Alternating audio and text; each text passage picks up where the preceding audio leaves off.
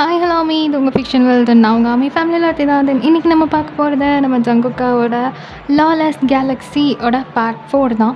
போன பாட்டு வரைக்கும் பார்க்கலன்னா கண்டிப்பாக பாருங்கள். இந்த எஃபெக்ட் பிடிச்சிருந்து அப்படின்னா லைக் பண்ணி ஷேர் பண்ணி சப்போர்ட் பண்ணுங்கள். அண்ட் கேட்டு முடிச்சதுக்கப்புறமா என்ன ஃபீல் பண்ணிங்கன்றதையும் கமெண்ட்டில் சொல்லுங்கள்.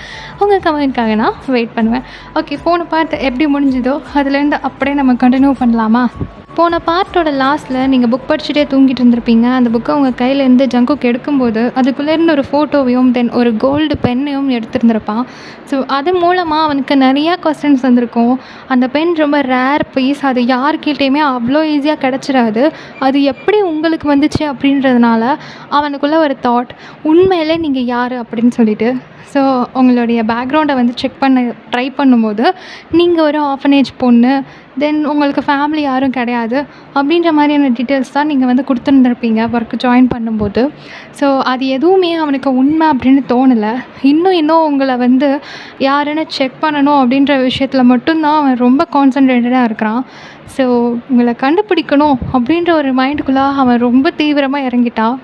இப்போது அவனுடைய திங்ஸு பேகு எல்லாத்தையும் எடுத்து பெட் மேலே வச்சுட்டு ஃபுல்லாக வந்து ரெடி பண்ணிகிட்ருக்குறான் எங்கேயோ வெளியே போகிறதுக்கு. நீங்கள் அப்படியே கண் முழித்து பார்க்குறீங்க. ஸோ நீங்கள் பார்க்கும்போது அவனுடைய திங்ஸு எல்லாத்தையுமே எடுத்து பேக்கில் அரேஞ்ச் பண்ணிகிட்ருக்குறான். ட்ரெஸ்ஸு, லேப்டாப்பு, மொபைல் நிறையா.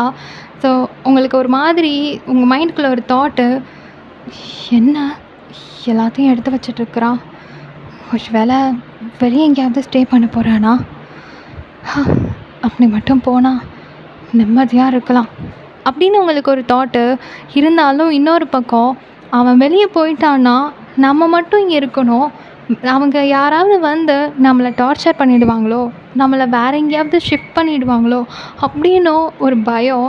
ஸோ ஜங்குக்கிட்ட கேட்கலாமா வேணாமா அப்படின்னு ஒரு 2 மனசாக இருக்குது. நீங்கள் கேட்கணுன்னு உங்கள் மனசு வந்து துடிச்சிட்டு இருக்குது.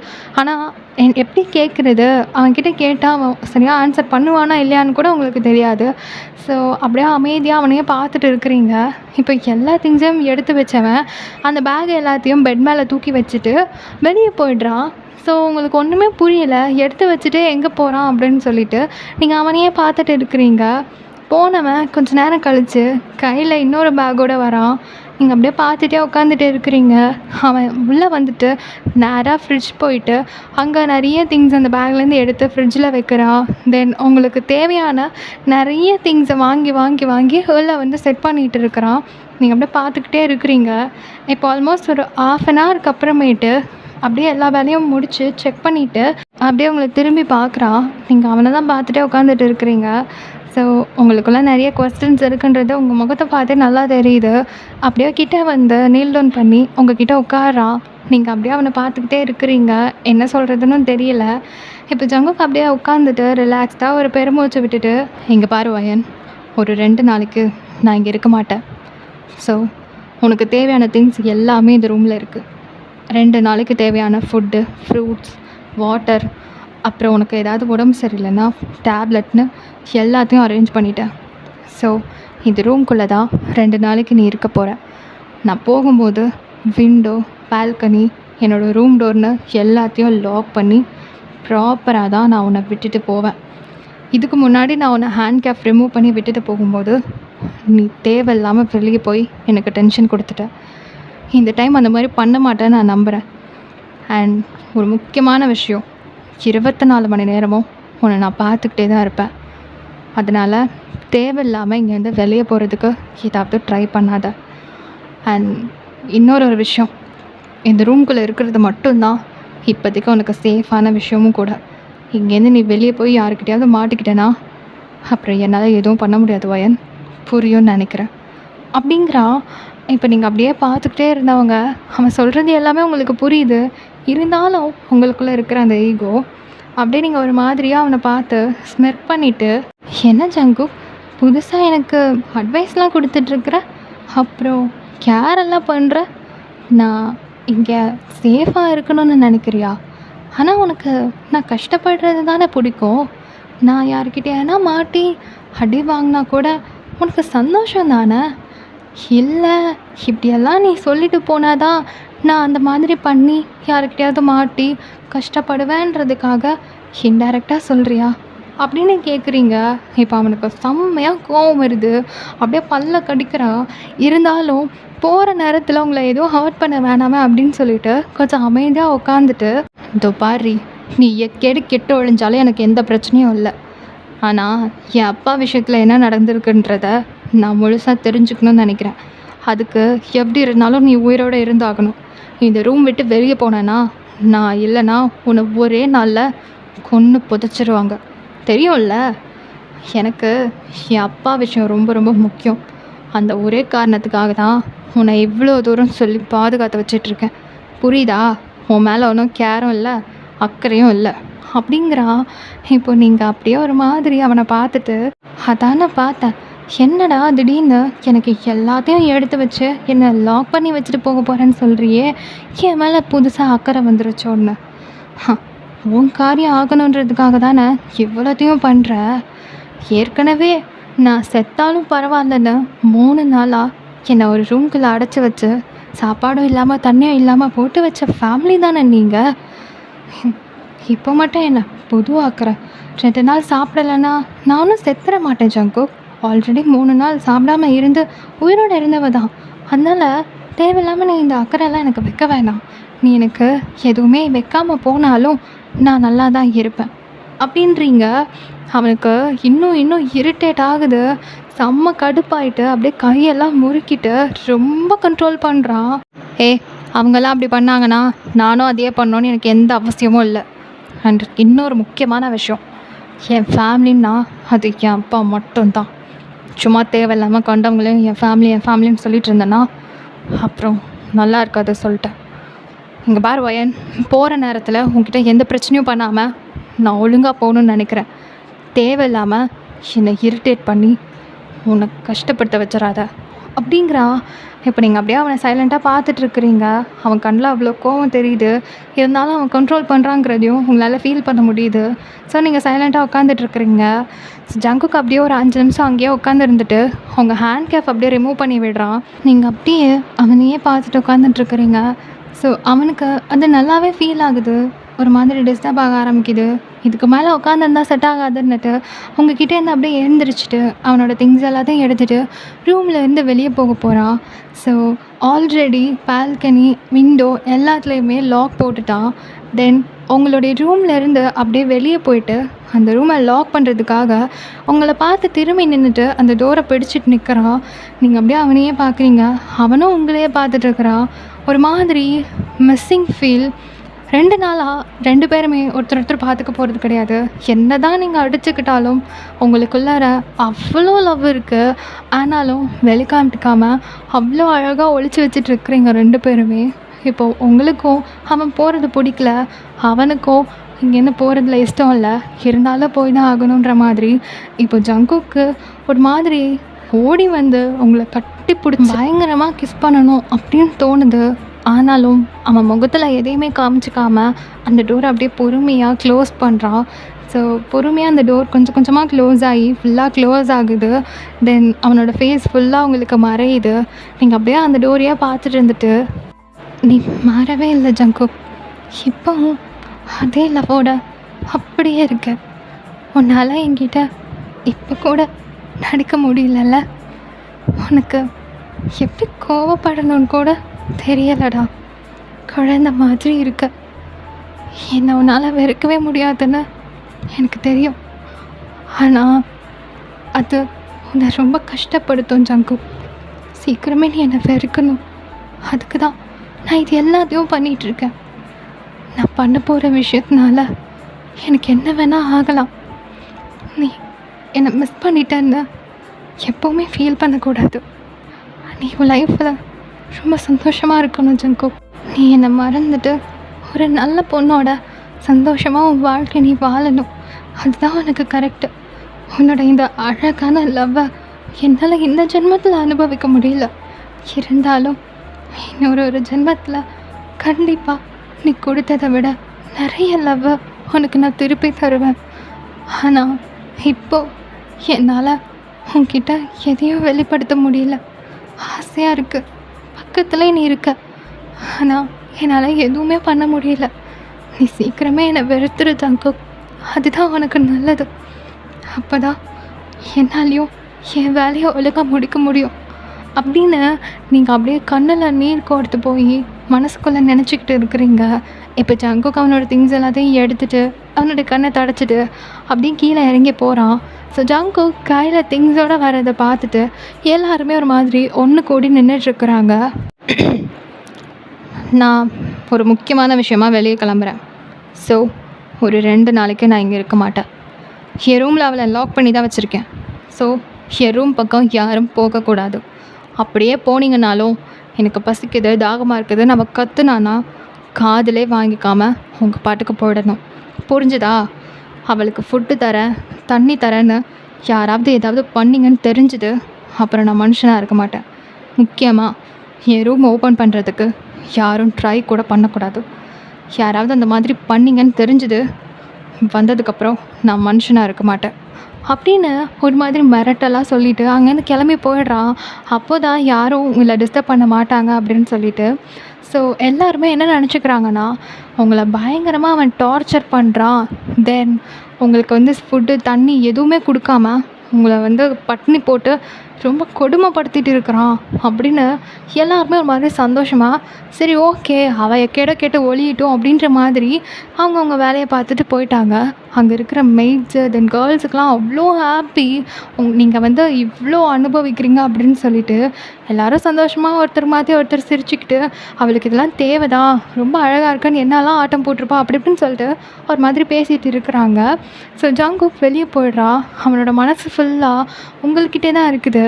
அவன் உங்களுக்கே தெரியாமல் ஒரு ஹிடன் கேமராவை உங்கள் ரூமில் செட் பண்ணிவிட்டு அவன் சொல்லியிருப்பான் இல்லையா 24 hours உன்னை பார்த்துட்டே தான் இருப்பேன் அப்படின்னு சொல்லிட்டு, அதை வச்சு தான் சொல்லியிருந்திருப்பான்.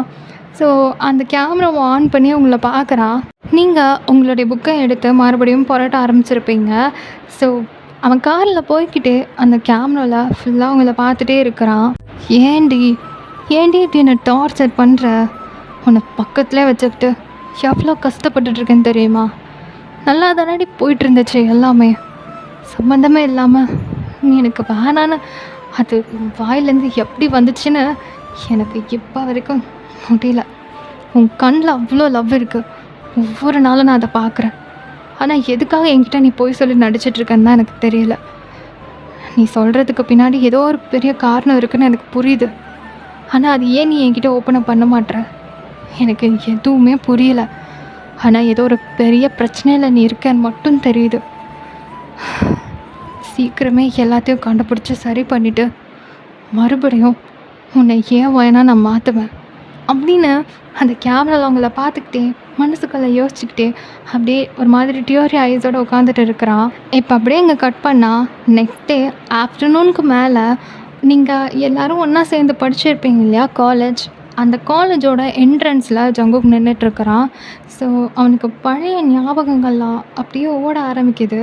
ஸோ அப்படியே கடன்னு எல்லாம் ஃப்ளாஷ் ஆகுது. இப்போது பொறுமையாக அந்த காலேஜ்குள்ளே என்டர் ஆகுறான். ஆக்சுவலி இது வேறு ஒரு கண்ட்ரியில் இருக்கிற காலேஜ் தான். நீங்களுமே வேறு ஒரு இடத்துல இருந்து ஒரு ஃபேக் ஐடி மூலமாக தான் இந்த காலேஜில் வந்து படித்து முடிச்சுருந்துருப்பீங்க. அதே மாதிரி தான் ஜங்குக்.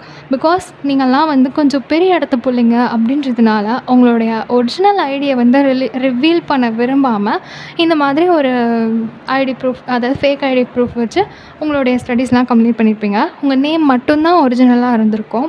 ஸோ இப்போ ஜங்குக்குமே அதே மாதிரி நீங்களும் பண்ணியிருப்பீங்களோன்ற ஒரு டவுட்டில் தான் அவன் இந்த காலேஜில் உங்களை பற்றி செக் பண்ணுறதுக்காக வந்திருந்திருப்பா. ஸோ அவன் உள்ளே நுழைஞ்சதுமே அங்கே பார்க்கக்கூடிய இடமெல்லாம் நீங்கள் பேசுனது, அது நீங்கள் நின்று லவ் பண்ண இடம், நீங்கள் ஒருத்தர் பார்த்துக்கிட்டது, ஃபர்ஸ்ட் மீட், செகண்ட் மீட்னு இருக்கக்கூடிய எல்லா விஷயங்களும் அப்படியே கடன்னு ஓடுது. ஒரு மாதிரி மனசுக்கு என்னமோ மாதிரி இருக்குது. இப்போ எல்லாத்தையும் யோசிச்சிட்டே இருந்தவன் உள்ளே என்டர் ஆகி கிரவுண்ட் சைடு நடந்து போயிட்டுருக்கும்போது கேஃபிட்டேரியா வருது. ஸோ அதை அப்படியே நின்று சைடில் திரும்பி பார்க்குறான். அங்கே 2 பெஞ்சஸ் இருக்குது. அதை பார்த்ததுமே அவனுக்குள்ளே ஒரு தாட், இப்போ அப்படியே பாஸ்ட்டுக்கு போகலாம். அங்கே இருக்கிற பெஞ்சில் நீங்களும் உங்கள் ஃப்ரெண்ட் ஜாயும் ஒன்றா உட்காந்து பிரேக் டைமில் ஸ்நாக்ஸ் சாப்பிட்டுட்ருக்குறீங்க. அப்போது நீங்கள் ஃபஸ்ட் இயர் ஸ்டூடெண்ட்ஸ் தான். ஸோ அப்படியே ஸ்நாக்ஸ் சாப்பிட்டுட்டே இருக்கும்போது, ஹே ஜாய், அங்கே பாரு அந்த பையன் செம்மையாக இருக்கான்ல, இங்கே பாரு இது சீனியர்னு நினைக்கிறேன், கண்டிப்பாக அண்ணா பார்க்க செம்ம ஹேண்ட்ஸமாக இருக்கார்ல அப்படின்னுட்டு நீங்கள் ஒரு பையனையாக காமிச்சு அவகிட்ட இது பாரேன் அழகா இருக்குது, அது பாரேன் செம்மையாக இருக்குது அப்படின்னு ஒரு மாதிரி ஜாலியாக சைட் அடித்து என்ஜாய் பண்ணிட்டு இருக்கிறீங்க. அப்போ அவளும் உங்ககிட்ட உட்காந்துட்டு, வயன் அவங்க சொல்ல வேண்டிய விஷயத்தெல்லாம் நீ சொல்லிட்டு இருக்கிறியா? அது சரி, உன் வாயிலேருந்து அழகாக இருக்கான்னு ஒரு பையன் சர்டிஃபிகேட் வாங்குறான்னா அவன் தான் லக்கியோன்னு எனக்கு தோணுது அப்படின்ட்டு சிரிக்கிறா. ஹே, அப்படியெல்லாம் இல்லை. சைட்டுங்கிறது பார்த்தோன்னே சும்மா என்ஜாய் பண்ணுறது. அதுக்காக நான் அழகாக இருக்கேன் நீ அழகாக இல்லைன்னெல்லாம் சொல்ல முடியுமா? எனக்கு என்னவோ அவங்கெல்லாம் பார்க்குறதுக்கு அழகாக தெரியுறாங்க, அதனால் சொன்னேன். நீ கூட பாரேன், இதோ அந்த பையனை பாரேன் அப்படின்னு நீங்கள் அவளை பார்க்க சொல்கிறீங்க. ஆனால் அவள் பார்க்காம உங்களை பார்த்து சிரிச்சிட்டு, உனக்கு வேறு வேலையே இல்லை, என்னமோ பண்ணிக்கோ, எனக்கு இந்த சைட்டெல்லாம் செட் ஆகாது அப்படிங்கிறா. ஹே, நானும் காலேஜ் வந்த நாள்லேருந்து பார்த்துட்டே இருக்கிறேன். உனக்கு என்ன, எந்த பையனை பார்த்தாலும் சைட் அடிக்கணும்னு தோணல. நீ பண்ணக்கூடாதுன்னு நினைக்கிறியா இல்லை பண்ண தெரியலையா அப்படிங்கிறா. சாரி, நீங்கள் அப்படி சொல்கிறீங்க. இப்போ அவள் உங்களை ஒரு மாதிரியாக பார்த்து முறைச்சிக்கிட்டே லைட்டாக சிரிக்கிறா. நீங்கள் நல்லாவே அவளை ஒரு மாதிரி டீஸ் பண்ணி சிரிக்கிறீங்க. ஹே ஜாய், சைட் அடிக்கிறதெல்லாம் ஒரு ஹாப்பினஸ், அதெல்லாம் எப்போவுமே கிடைக்காது. கிடைக்கிற நேரம் அனுபவிச்சுக்கணும். நீ என்னடான்னா பிடிச்சி வச்சவ மாதிரி எனக்கெல்லாம் இது செட் ஆகாதுன்னு அப்போலேருந்து சொல்லிகிட்ருக்க. அப்போது உனக்கு சைட் அடிக்க தெரியலையா இல்லை வேணான்னு நிஜமாவே இருக்கிறியா? உண்மை சொல்லடி அப்படின்றீங்க. இப்போ அப்படியே உங்களை பார்த்து லைட்டாக சிரிச்சிட்டு, அது வந்து ஃபயன், என் ஊரில் நான் ஒரு பையனை லவ் பண்ணுறேன்டி, அதான் இந்த சைட்டெல்லாம் வேணாம்னு எனக்கு தோணுது. அவனுக்கு நான் லாயலாக இருக்கணும்ல அப்படிங்கிறா. இது கேட்டுதான் நீங்கள் அப்படியே சிரிச்சிட்டு, அடி பாவி என்கிட்ட சொல்லவே இல்லை, யார் அந்த பையன், ஃபோட்டோ இருக்கா, ஆமாம் லவ் சொல்லிட்டியா இல்லையா அப்படின்னு நீங்கள் பாட்டுக்க கொஸ்டனாக எடுக்கிறீங்க. இரு இரு இரு நான் லவ்வெல்லாம் சொல்லிட்டேன். நாங்கள் டபுள் சைடாக தான் லவ் பண்ணிகிட்ருக்கோம். அவனுக்கும் என்ன ரொம்ப பிடிக்கும், ரொம்ப லாயலான பையன் தெரியுமா, அதனால்தான் நானும் அவனுக்கு லாயலாக இருக்கணும்னு நினைக்கிறேன். ஆனால் நாங்கள் ஃபோட்டோஸ்லாம் எடுத்துக்கிட்டதில்ல. பட் கண்டிப்பாக நான் உனக்கு அவனை இன்ட்ரடியூஸ் பண்ணுறேன். ஆனால் வீட்டில் எல்லாம் பேசி ஓகே ஆனதுக்கப்புறம் தான் நான் இன்ட்ரடியூஸ் பண்ணுவேன், ஓகேயா அப்படிங்கிறா. இப்போ நீங்களாம் சிரிச்சிட்டு, என்னமோ போ, ஹாப்பியாக இருந்தால் சரி தான். ஆனால் ஒன்றடி, லவ்வும் ஓகே, அதுக்காக சைட்டு கூட அடிக்கக்கூடாதுன்றதெல்லாம் ஓவர்டி. சைட் அடிக்கிறதெல்லாம் ஒரு ஹாப்பினஸ், அது ஒரு மாதிரி ஃபீல். அதை நீ ஒரு தடவை ஃபீல் பண்ணி பாரு, அப்போ தெரியும். இல்லை வயன், நீ சொல்கிறதெல்லாம் ஓகே தான், ஆனால் எனக்குள்ள அவன் எனக்கு மட்டுமானவனாக இருக்கணும், யாரையும் சைட் அடிக்கக்கூடாது, அவனுக்குன்னு நான் மட்டும்தான் அழகாக தெரியணுன்ற ஆசைலாம் இருக்குது. ஆனால் அதே தாட் அவனுக்குள்ளேயும் இருந்தா அப்போது நான் அதுக்கு லாயலாக இருக்கணும்ல. யாரையும் பார்க்காம உனக்காக மட்டும் என்னோடய ஸ்டடீஸ் டைமில் நான் எல்லாத்தையும் கரெக்டாக மெயின்டைன் பண்ணேன். நான் யாரையும் ரசித்ததில்லை, உன்னை தவிர எனக்கு வேறு யாரும் அழகாக தெரிஞ்சதில்லைன்னு நான் அவன்கிட்ட சொல்லும்போது அவனுக்கு எவ்வளோ சந்தோஷமாக இருக்கும். அதுக்கு நான் அப்படி இருக்கணும்ல அப்படின்றா.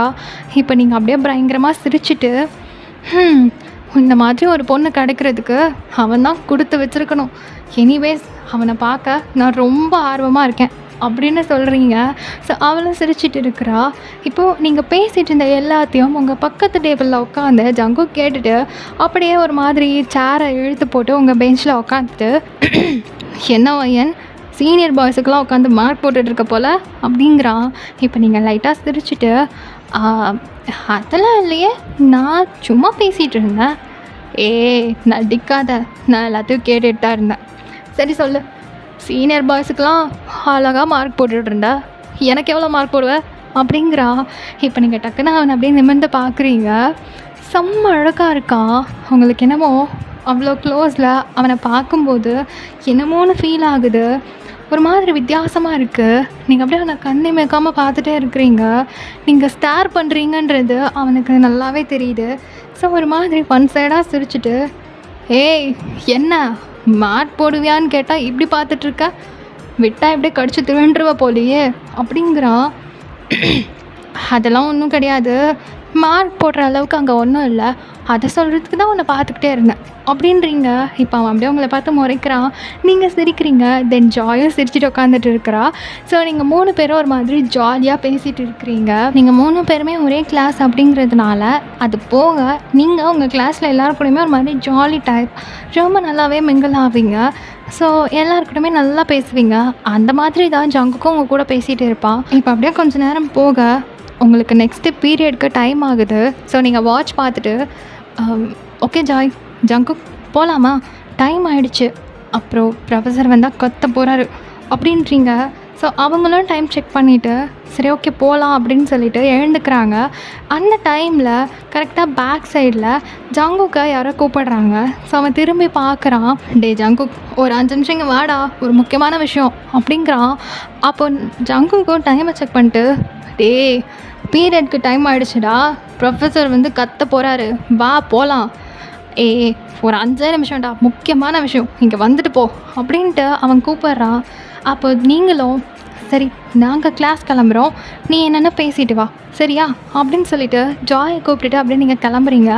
ஸோ ஜங்குக்கும் அப்படியே ஒரு 2 ஸ்டெப் உங்களை க்ராஸ் பண்ணி போக இப்போ நீங்கள் அப்படியே ஒரு மாதிரி யோசிச்சவங்க டக்குன்னு திரும்பி ஜங்குக் அப்படின்னு கூப்பிடுறீங்க.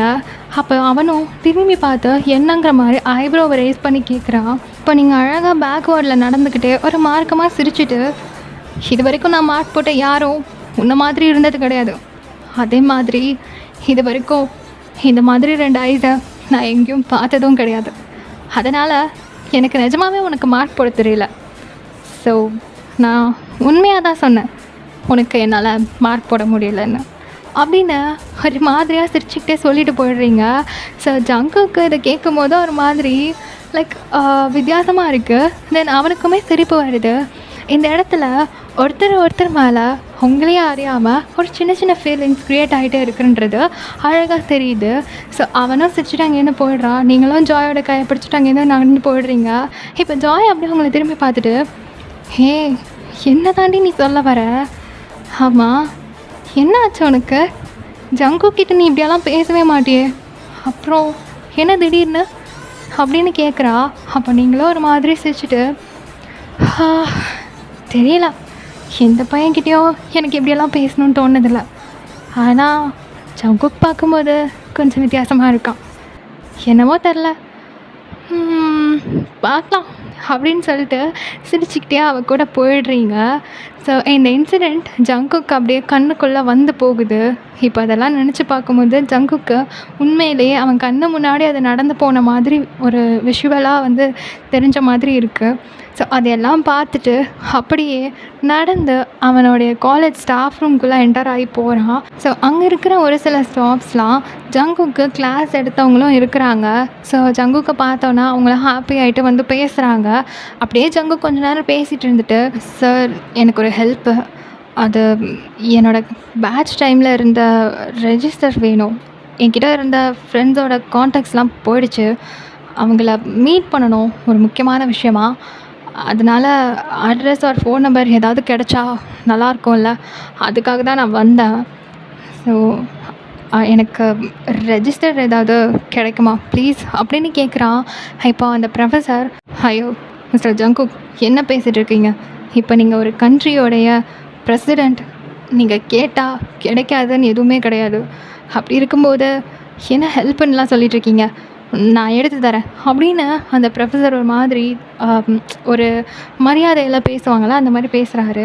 அப்போ ஜங்குக் அவரை பார்த்துட்டு ஐயோ சார் என்ன பேசிகிட்டு இருக்கீங்க, நான் ஒரு கண்ட்ரியோடைய பிரசிடெண்ட்டால் இங்கே வரல, உங்களுடைய ஸ்டூடெண்ட்டாக தான் வந்திருக்கேன், தயவு செஞ்சு நான் அப்படியெல்லாம் ட்ரீட் பண்ணாதீங்க, எனக்கு நான் நார்மலாக இருக்கிறது தான் பிடிக்கும், அண்ட் நீங்கள் இப்படியெல்லாம் என்னை கூப்பிடுறது பிடிக்கல, என்னை எப்போவுமே ஜங்குக்னு கூப்பிடுங்க, அதுதான் எனக்கு பிடிக்கும் அப்படிங்கிறா சிரிச்சுட்டே.